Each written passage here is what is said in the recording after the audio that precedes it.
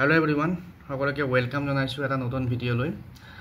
আজিৰ ভিডিওটিত আমি আলোচনা কৰিম আমাৰ অসমত যে নিম্ন প্ৰাথমিক বিদ্যালয় প্ৰধান শিক্ষক নিযুক্তি প্ৰক্ৰিয়া চলি আছে সেই প্ৰক্ৰিয়াৰ অংশস্বৰূপে যোৱাকালি আমাৰ এলিমেণ্টাৰী এডুকেশ্যন ডিপাৰ্টমেণ্টৰ যি ডাইৰেক্টৰেট আছে ডাইৰেক্টৰেটৰ পৰা জিলা প্ৰাথমিক শিক্ষা বিষয়াসমূহলৈকে এখন চিঠি আহিছিল আৰু সেই চিঠিখনত কি কি তথ্য বিচৰা হৈছে সেইখিনি আমি আলোচনা কৰিম। তাৰ আগতে সকলোকে এবাৰ অনুৰোধ কৰিম যদিহে আপোনালোকে চেনেলটো নতুনকৈ চোৱা আৰম্ভ কৰিছে সাবস্ক্ৰাইব কৰি ল'ব আৰু ভিডিওটো শ্বেয়াৰ কৰি দিব আপোনালোকৰ বন্ধুবৰ্গৰ মাজত যাতে সকলো তথ্যখিনি গম পায় বা খবৰটো গম পায়। তো ইয়াত দেখিছে আপোনাৰ government of Assam director of elementary education.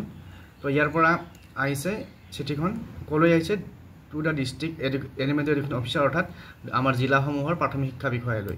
এতিয়া বিষয়টো কি regarding upgradation of senior most assistant teacher two head teacher in L P school. আমাৰ এল পি স্কুলবিলাকত যিজন ছিনিয়ৰ মোষ্ট এছিষ্টেণ্ট টিচাৰ আছে তেওঁক হেড টিচাৰলৈকে প্ৰমোশ্যনৰ কাৰণে এই চিঠিখন আহিছে। অৰ্থাৎ তেওঁক হেড টিচাৰৰ মানে যাক হেড টিচাৰলৈকে প্ৰমোশ্যন কৰা হ'ব সেইকেইজন মানুহৰ নাম বিচাৰি পেলাই বা সেইকেইখন ছাৰ বাইদেউৰ নাম বিচাৰি পেলাই এই চিঠিখন পঠিওৱা হৈছে।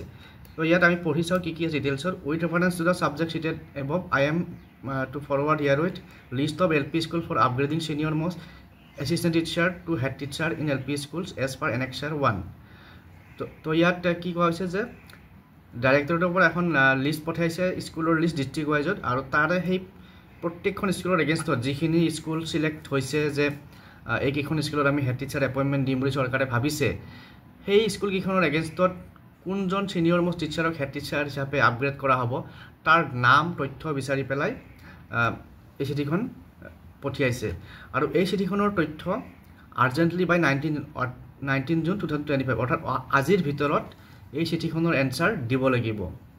আৰু কি দিব লাগিব লগত you are request to return the said annexure 1 filling up the column 6 and 7। তাতে কি লাগিব গ্ৰেড পে লাগিব, ডেট অফ ৰিটায়াৰমেণ্ট লাগিব আৰু এই টিচাৰখিনিৰ তথ্যখিনি 19 জুনৰ ভিতৰত ছাবমিট কৰিব লাগিব। এতিয়া ইয়াতে ফৰ্মেট এটা আছে, ফৰ্মেটটোত কি আছে আমি চাওঁ।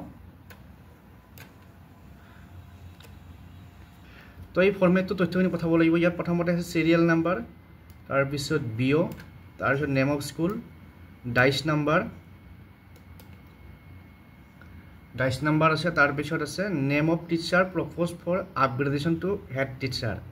যিজন টিচাৰক হেড টিচাৰ হিচাপে প্ৰমোশ্যনৰ কাৰণে পঠিওৱা হৈছে তেখেতৰ নামটো ইয়াত লিখিব লাগিব আৰু grade pay off the teacher বৰ্তমান তেওঁ কি গ্ৰেড পে পাইছে সেইটো লিখিব লাগিব আৰু date of retirement of the propose teacher যিজন ছিনিয়ৰ মোষ্ট টিচাৰক হেড টিচাৰলৈকে প্ৰমোশ্যনৰ কাৰণে নাম পঠিওৱা হ'ব তেখেতৰ ডেট অফ ৰিটায়াৰমেণ্টটো ইয়াত দিব লাগিব। গতিকে এইখিনিয়ে হৈছে এই চিঠিখনৰ সাৰমৰ্ম। গতিকে আশা কৰিছোঁ আপোনালোকে এই চিঠিখনৰ বিষয়ে ইয়াৰ বিষয়বস্তুখিনি ধৰিব পাৰিছে আৰু খুব সোনকালে ইয়াৰ পৰা আমি অনুমান কৰিব পাৰোঁ যে খুব সোনকালে হয়তো এল পি স্কুলবিলাকত আমাৰ প্ৰধান শিক্ষকৰ নিযুক্তিৰ যিটো প্ৰচেছ সেই প্ৰচেছটো আৰম্ভ হ'ব আৰু সোনকালে সম্পূৰ্ণ হ'ব। গতিকে এইখিনি তথ্য আজিৰ ভিডিঅ'ত আলোচনা কৰিলোঁ। নেক্সট ইয়াৰ লগত জড়িত আৰু এনেকুৱা কিবা আপডেট থাকিলে আপোনালোকৰ লগত শ্বেয়াৰ কৰিম। আজিলৈ এৰিছোঁ, ধন্যবাদ।